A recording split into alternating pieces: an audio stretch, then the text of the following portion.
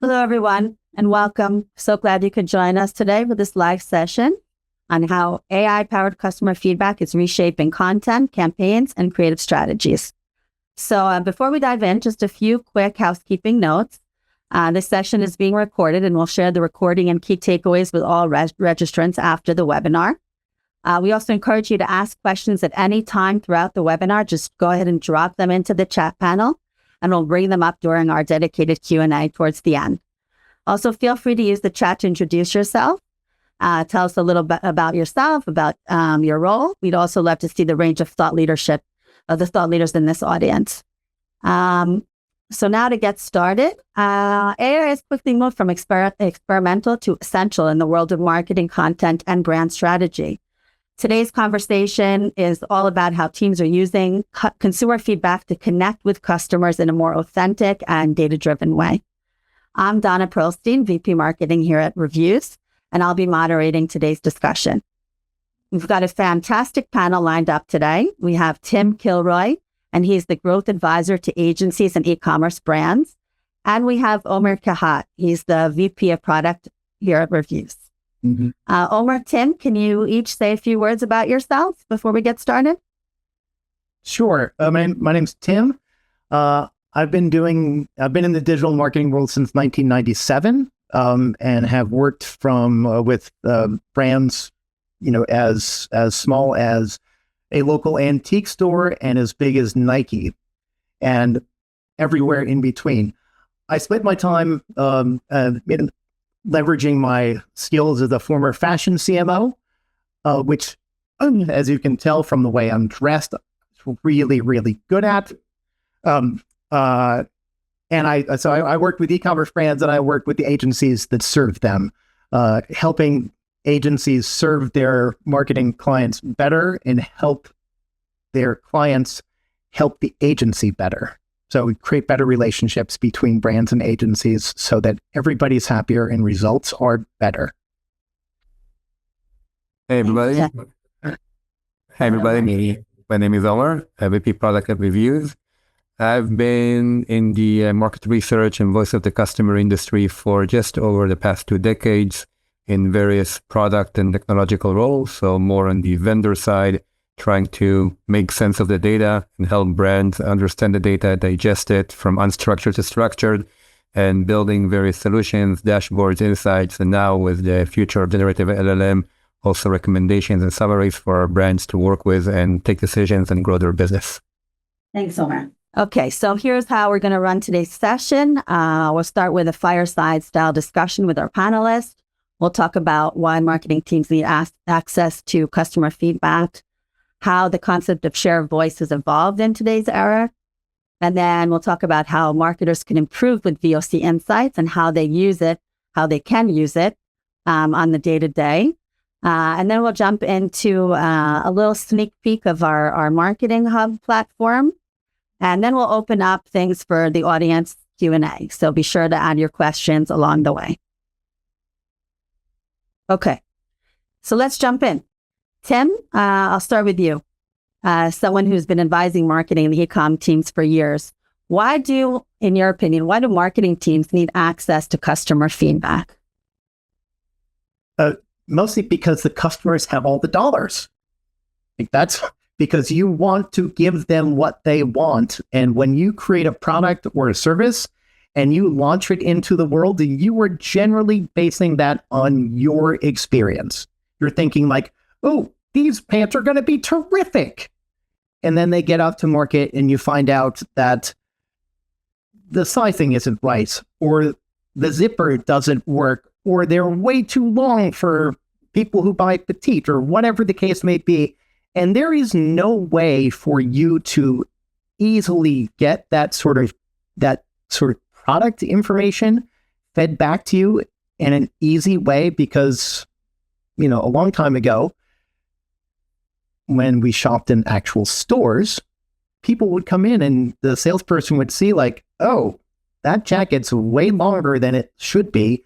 Therefore, they would know to advise their customers, hey, that jacket's really oversized. But we have lost that as we've moved to digital. But customers are still giving us that feedback because they return things, they leave comments places, they shout out on Twitter or whatever we call it now, X or whatever. And so they are voicing their opinions everywhere about your products, about your service. How quickly does the product get to? What shape is it in when they get there? What's in the package? Was it a pleasant experience? All of this stuff is stuff that obviously for the past, 20, 25 years, we've been doing lots and lots of e-commerce. And all of this feedback has been bubbling up into a vacuum. And then we started generating reviews. Reviews are awesome, but only the people who are really delighted or really angry leave reviews, and you don't get real feedback in reviews for the most part. So consumers voice their opinions all over the place. And it has been so hard. It's been nearly impossible to sort of monitor everywhere your customers are talking. And that makes it so difficult, but we all know that it's so essential. And it like every single experience that your customer has after the product gets in the box and goes, and the shipper picks it up, you're still responsible for all of that stuff, even if it's not really your stuff. And so you need to have feedback all the time so you can better control your ecosystem. And it's not just sort of the product experience ecosystem, it's your marketing ecosystem. Are you retargeting your customers to death? Are they getting too many emails? Are they not getting enough emails? Are you sending them texts at the wrong time? There's all sorts of stuff that you need to know that they're talking about, but it can't funnel back to you so you can adapt and improve their experience. Thank you, Tim. Omer, did you want to add anything to that? I'll just add that I don't think it's a question of why. I think marketing teams must have customer feedback. And I'll take my role for a second, again, putting myself in the product seat. Without understanding my customers and how they're using our platform and what they're doing, I would be blind. And the ability for me to understand what works well, what doesn't work, what needs to be redesigned, what needs to be changed or updated, would be impossible. So customer feedback isn't a luxury that we can have anymore, especially in the days of digital where everything is hard to monitor and hard to access. Even if it's challenging, it's not a question of why. It's a question of how do I do it, because it's a must. Amazing. Next question. So what would you say, how has the concept of share of voice evolved in today's era? So share of voice is, let's be honest, it's totally made up. Any individual brand has very little share of any one particular consumer's voice. But when we aggregate all of that in one place, then we get a sense of what everyone's talking about and what matters. But as I said before, there's a diffusion aspect. And so the conversations are no less deep. They're just spread out over more surfaces. And this creates an incredible challenge for marketers, because there are people who are leaving reviews on Yelp. There are people leaving reviews on Google and Trustpilot and all those other places. There's people who are leaving comments under your Instagram ads. There are people who are sending customer service emails. There are people who are complaining to their to FedEx or UPS or whomever is doing your shipping. There's complaints happening and compliments as well happening all the time. And share of voice has now evolved from managing reviews and responding to them to having a real cross-platform, cross-media sentiment analysis that gives depth, color, and insight to what people are really talking about. Because, a long time ago, I used to work in retail, and we used to say that a happy customer isn't going to tell anybody. A customer that you did something amazing for might tell one person, maybe two. But a customer who's unhappy is going to tell 50 people because it feels good to vent and you get even. But what we see online is the vast majority of the simple ways to express yourself through Google reviews or whatever, they really do tend to be overweighted to the positive or the negative. And they are not really focused, and there's nothing that's really nuanced about it. And so share of voice has become significantly more sophisticated as the number of surfaces have expanded, because we are now able to capture the nuance of the feedback, not just the binary, this sucked and that was great. Interesting. Thanks, Tim. Next question. So voice of customer data has been underutilized as a data source for marketers, as you mentioned. And in today's landscape, collecting it is just no longer enough. Can you talk to us a little bit about why that is, and why and how VOC data is now ready for a broader role? Yeah. So for the most part, your customer service teams were the people that were aggregating all of the feedback on things, the people handling returns.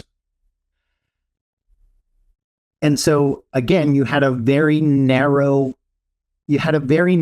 sense of your product experience, because it was mostly things that didn't get there in time, things that showed up broken, things that didn't fit, things that were the wrong color, whatever. Customer service was all about fixing mistakes. And so you would get all of the negative parts of your customer experience, and you could take action on them. That's cool. But there are so many things that happen with your products and the things that you offer to customers that you don't know about. Here's a great example. I worked with this super fun pen company, and they created this really interesting pen that when you ballpoint pen, when you clicked on it, the shape of the barrel changed. It became textured, and it was very, very cool. The guy who started is an artist, and he was only thinking about it as an art piece, as something that was magical to look at and was emotionally evocative. It turns out that particular pen is like the most functional ADHD fidget in the entire world, because you can have a pen and click it and get sensory feedback and feel great and force this pen to help you pay attention in a meeting that is way too boring. And they never would have known that without understanding what their customers were saying about their product. And they did this they spent tons and tons of money advertising on TikTok. And it was when other people started to make videos about their product on TikTok that they're like, oh, wait a minute, we created an art piece that's a functional fidget. And so that allowed them to create a completely different marketing approach. So they did the art, they kept the art piece. But that was just one example that was great. So that was being sold to largely, these pens were kind of expensive. And so that was largely being sold to older folks. But when they started talking about it as a fidget, they started selling it to parents and college students. And so they tapped a market that they did not even know existed. And that's the power of customer feedback, because your customers tell you what your product does. Like you think you know what it does. You might think you've got these great hiking pants, but as it turns out, they're really great for wearing on an airplane, whatever. Like all of that stuff happens out in the market, and voice of the customer is the only thing that is going to tell you how the market really engages with your product. Well, thanks, Tim. So interesting. I love that example.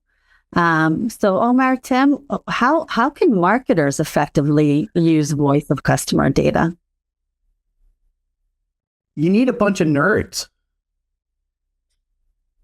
That's really what it comes down to. You really need a sophisticated way to aggregate the data and then to look at it dispassionately. Because if I've created hundreds of marketing campaigns in my life, it is so hard to look at your own marketing campaign and say, you know what? That sucked. And so you're going to come to your campaigns with this very human experience of thinking that your assumptions are still right, even if the data is telling you that you were wrong. And so voice of customer data, especially when it's aggregated and cleansed of emotion and is empiric, it actually creates a much gentler, happier feedback for you, so you can look at what you have previously executed and make great changes to it. And you can change the copy and tell yourself, I wasn't stupid before, I'm just smarter now. And that just makes everything so much easier, and it makes it you are so much more integrated and aligned with your customer when you're actually getting to see that feedback outside of your own human responsiveness. Now, I'll just add on that I think, marketers today have so much technology going for them, and using LLMs or ChatGPT or AI is obviously a must for all these marketers that are trying to create new content or make sure that their content is resonating with their audience, or if their ideation will dry up and they need some additional inspiration. And nobody should look at these tools as this is going to replace me. They should look at these tools as how this is empowering me and how this is giving me new ways to create communication and to create messaging that I never really thought about, because we have the data and because we can rely on the data and use that empiric and non-passionate way to analyze it and get great ideas from the AI. So I think that everybody must start looking at an AI as their best friend and not as their threat to replace them in the office next week. No, Omer, we do have some bad news for you. Sorry. But there's something else here. I know that many marketers have had this experience. You create messaging, and somebody who sits above you says, "Oh, that's not on brand," or "That's not our brand," or "Our customers won't like that." And I know that has killed a bazillion fantastically creative, amazing, high-impact marketing experiences in like the last 25 minutes. Voice of the customer sort of disempowers the no instinct. It takes away the power of that's not how we do it. Because I think this has been attributed to Jeff Bezos, but I don't know that that's really true. But your brand is what customers say when you leave the room. And voice of the customer, is you leaving a microphone in the room after you left. So you now understand what people really think of your brand and your promise and your color scheme and your brand values and all that sort of stuff. All of that stuff is now available to you, so you can ingest that feedback, adapt and change and balance it with your concept of the brand. And that's really empowering because it does take away the fear of change. And I think that one of the things that really holds marketers back is the fear of change. Because it actually holds brands back because they don't want to upset their existing customers or upset whomever. But this gives you this kind of voice of the customer data empowers you to become the agent of change that serves your customer better. And that's really a crucial and powerful opportunity. Next question. I think actually that brings us right into the next question for you, Tim. How have you used VLC Insights to help your clients drive sharper messaging and positioning? Can you talk a little bit about that? Yeah. So one we talked about it, or we talked about one example earlier with the pen company. I have another example. I worked with a fashion company that was. They sell travel clothes, and they really, really, really thought and wanted their customer to be this 25 to 35-year-old influencer sort of woman who was traveling the world and was living the life that everyone, that everyone envied. Well, as it turns out, when they did some real customer analysis, their customers were really, truly the top 1% of income earners in the United States. They were all over 65.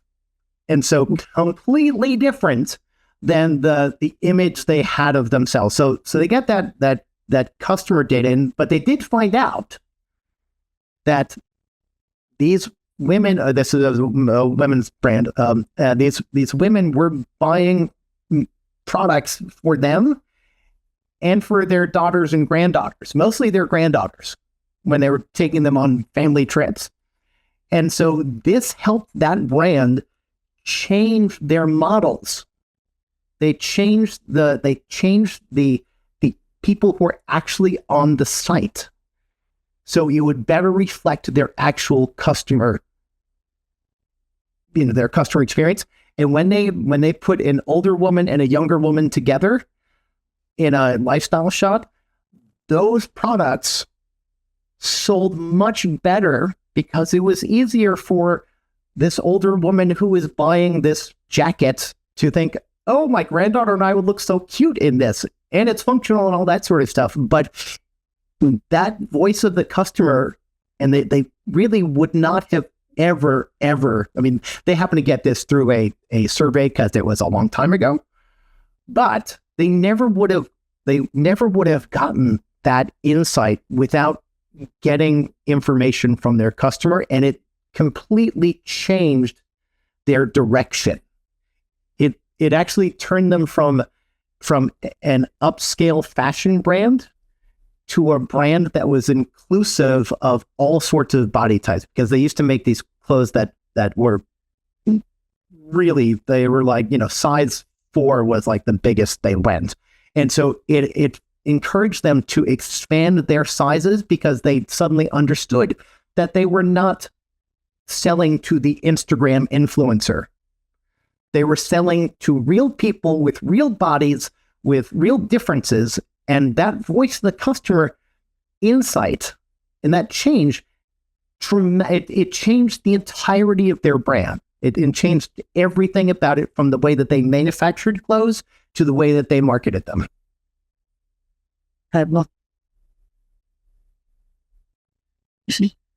So Tim, can you talk a little bit about the business result that you've seen with your customers, that you've seen them achieve by using AI, and why you invest in a platform like? Yes. The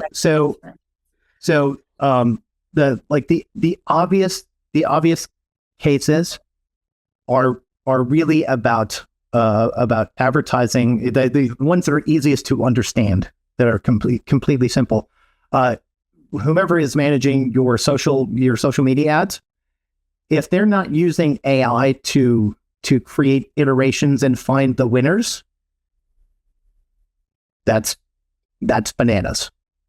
I mean, because you really need to constantly be testing hooks and analyzing the data, and there's just too much of it for a human being to use. So you need to be looking at not just your financial results, not your return on ad spend, but you need to be looking at everything from your video view rate to your hook rate to the click-throughs to the traffic that's attributed to view through, all of that sort of stuff. And there's just too much of it. And so when clients actually start to invest and agencies start to invest in generating or using AI to iterate, generate, and maximize their performance, you're typically seeing something like a 20 to 30% increase in revenue per advertising dollar spent. That's kind of amazing, especially since cost of media is going up. And the other thing that has happened, and this is something that's really sort of at the very cutting edge, but we are seeing brands actually create dynamic content on site. So if someone has had some sort of chat experience, and AI and the chatbot, using a platform like AI12Z, is able to sort of like inject dynamic content onto a product page that makes it uniquely relevant to that particular customer. Like, that's cuckoo banana stuff, and this is very limited testing, but conversion rates are actually up in those instances by like 40%. That's a super small sample size. It's I think it's two marketers the top two are doing that, but it's really it's really great. And actually it works. It might even work better outside of e-commerce, to tell you the truth. But dynamic content will be powered by voice of the customer, without a doubt. There's zero doubt in my mind that as dynamic content becomes more doable and feasible, that voice of the customer will be the thing that drives the output. So Tim, we have a question here. What some brands might be asking themselves: what do our customers really think, and how do we use that insight to drive business decisions? So I'm curious if this resonates with the audience. Go ahead and put it in the chat. With some thoughts on that. Anything to say about that, Tim? Yeah, well, the entire thing we've been talking about today is that because we are interacting with our customers at a distance, there is no feedback for us unless we go out and get it. Because the only feedback that's going to come to us is bad for the most part. And so if we want to get a real nuanced view of this, if we want to really understand, I remember Daykind, the outdoor backpack maker, they invested a ton of money in a brand new zipper type a few years ago, and their customers ended up saying, "Oh my God, this is terrible. Like, what were you thinking?" And then they realized what they need. They need to talk about the zipper differently. They didn't need to replace the zipper. It just worked differently than a traditional zipper might. It was worked backwards, essentially. And so they realized that they had this innovation, but then they realized that they needed to explain it because it was not obvious. And that sort of feedback is just so invaluable that if they had been able to test that before they put it into market, they could have killed 1,000 returns. They could have killed a bunch of bad reviews just by getting feedback sooner. And so if you think about your marketing and your product presentation as a wholly iterative experience that changes maybe weekly, like that, that's really empowering. Like that's some sexy stuff right there. Because if you're evolving in near real time to what your customers expect, want, and need, how can you not make more money? Thanks, Tim. Great insights. I'm going to turn it over now to Omer to say a few words about Revuze, and then to share a sneak peek into Revuze's marketing hub. Omer? Yeah, thank you, Donna, and thank you, Tim, for what you said. I think you hit the nail on the head on some of those things. So thank you for that. So for those of you who don't know, Revuze is a voice of the customer platform. We are an AI native platform. We've been on the ground for quite a few time, and we've recently really engaged and transformed into a much more AI-driven platform. We cover different types of data sources as we ingest to our platform, from reviews and ratings, all the way to social media, all the way also to survey data, which you can ask different surveys to your different audiences and panels. And we turn all of that voice of the customer exactly into what Tim has just spoken about, the ability to drive your business and to drive growth, whether it's things like creating content and driving social awareness and conversion, all the way to optimize 3DP, and all the way to the ability to even innovate and understand why your products are being returned, how to repair defects, and how to launch better and higher quality products as your new lines. Donna, can you next slide? Yeah, we'll be focusing today on one of our applications, which is called the Marketing Hub. It's part of our suite. And this application is actually all about taking the ability to research what's happening on social, the whole discovery phase, how to translate those findings and create actual content based on those discoveries, and then engage with your audiences in different platforms in different ways in order to drive awareness and to drive conversion. So we'll be showcasing our platform in a minute or so, just to give you a sneak peek of how it works in different use cases. And obviously, you're more than welcome to contact us later on for a much better demo that we can demonstrate our platform. So I'll be sharing my screen now and showing you our platform. Okay, so I hope that you can see my platform now. And this is our Marketing Hub. This is our homepage. Right now, we're in one of our demo categories in the food processors industry. We cover a whole range of various categories, also over 2,000 different categories in the CPG, electronics, appliances, apparel, fashion, food and beverage industries, cross globally as well.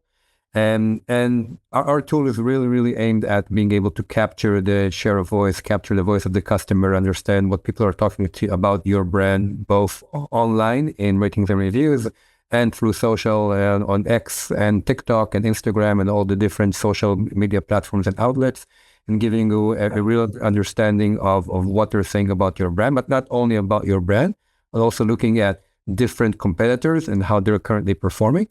And using this knowledge, we focus on two main areas in the tool. And the first one is the discovery and the research area, where you can look at social analysis, and you can look at different hypes or trends that are currently bubbling up in the category.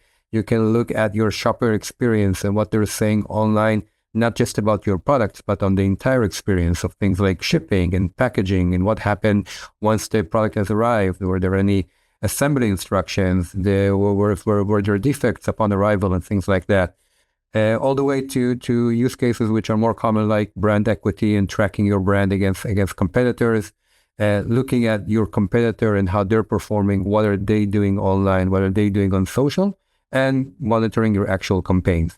And which we help you translate all that and really transform the voice of the customer into actual content. So we have different content that you can generate through our system, whether it's focusing on various product page and how to optimize your copy on product pages on Amazon, Walmart, on your own brand.com, creating social posts, and I'll show an example of that later on in the demo, and also managing your influencers and even video production. So imagine the ability to create a video script and by learning about other videos in the category and what is the competition doing and what's really engaging and driving conversion and traffic with the audience, and then taking those learnings and applying them to your brand and creating video scripts as well.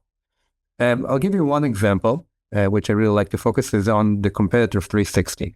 So our platform, when we go out and start collecting the data, our approach is always category level data. So we try to cover as many brands and as many information that we can at the category level to give you a real good understanding of what's happening in the category, and not only about your brand, but how is it benchmarked and pairing up with other brands that are currently in the category. So it's not just about, looking at sentiment or star rating or reviews and benchmarked against each other. It's also about seeing what are people posting and how are they talking about the brand. Well, how is this brand positioned in terms of best at and worst at? Looking at various metrics like volume of reviews or general sentiment or brand mentions across the category. Understanding hero products, looking at the social engagement metrics for your brand versus the competition. So really giving you an understanding of every single brand in the category and how they're currently compared and benchmarked to your brand. And what can you do about it? What can you learn about what other brands are doing well or are not doing well? And how can you leverage that for your different strategies and tactics in competing against these brands and hopefully winning and dominating against these brands. And I'll go to one of the use cases of actually creating content. So I'll go to a flow of creating an actual post. And you've probably seen very, very similar platforms that allow you to go ahead and leverage AI for creating posts. One of the things that we like to do is we like to show how we create the post and how we really leverage the voice of the customer at a product level. So imagine you right now have a campaign and you want to promote one of your food processors. So once you select the relevant food processor and we have all the products in our catalog and we collect them, then we can really help you understand what are people and how are they talking about this food processor and what do they like most about this food processor. So you can incorporate that into your text. So it's not only about the voice of the brand, but it's also about what is your audience telling you and how do you leverage those findings from the audience in creating the relevant copy from that. So I have here already a snippet prepared, so I can easily go ahead and ask my AI assistant to go ahead and create a professional post for this specific product. And once I click on that, then the AI will now take my instructions. It will take the voice of the customer and all the information it has about this product. It will quickly spin up a copy for me that will help me to drive conversion and to drive awareness. I can copy that to my clipboard. I can still make any edits that I want. So this is not something set in stone. I can still make your edits and add more hashtags or add additional language that might be relevant for my brand. And again, from here, I can go ahead and add from my media library any asset that I want and quickly, choose my social account, choose my campaign, choose my post type, and publish or schedule for a later time the entire post. But everything very, very easily from the platform, and also incorporate the voice of the customer and really helps you understand how to make the post very, very tailored to your audience and to make sure that it's hitting on the right spots. So just a very, very quick demo. I know I want to leave time for some Q&A. So hopefully this was helpful for you. And again, if anyone is interested in a broader demo, please feel free to contact us. Donna, back to you. Thank you. Thanks, Omer. So yeah, we do have a few minutes for our Q&A. And I see we do have a few questions. So let's get started with the first question here. First question is, how do we know we can trust the AI? It's still hallucinating and gives false answers in ChatGPT, etc. How do we know? Yeah, it's a great question. And I think this is where our technology and our solution needs to be explained a bit more technically. So I hope I don't lose anyone in the audience.